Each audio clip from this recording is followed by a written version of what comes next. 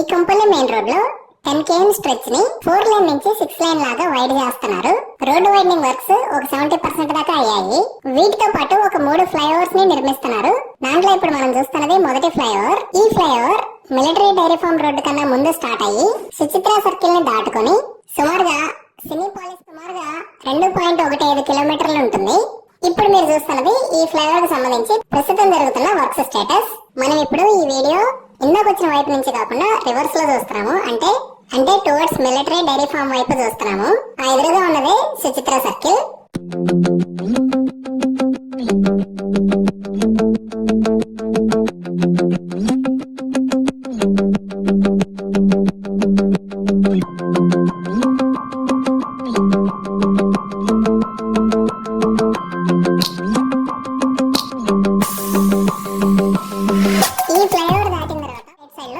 Hospitals ఉంటాయి.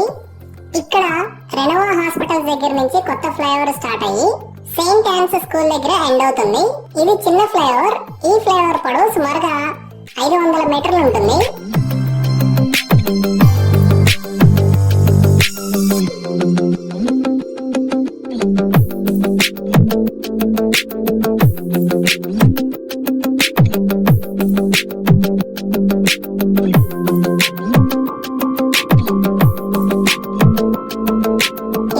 ఇంకొక 1.5 km drive చేసిన తర్వాత రైట్ సైడ్ లో ఉన్న బాంటియా ఫర్నిచర్ దాటిన తర్వాత ఇంకొక ఫ్లైఓవర్ స్టార్ట్ అవుతుంది.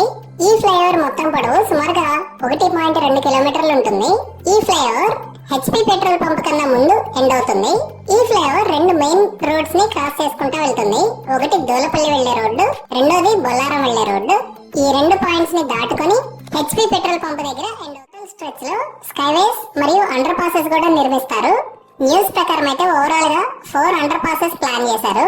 ఈ ఫ్లైఓవర్స్ వర్క్ ఒక స్టేజ్ కి వచ్చిన తర్వాత ఈ అండర్ పాసెస్ వర్క్ స్టార్ట్ అవుతుంది.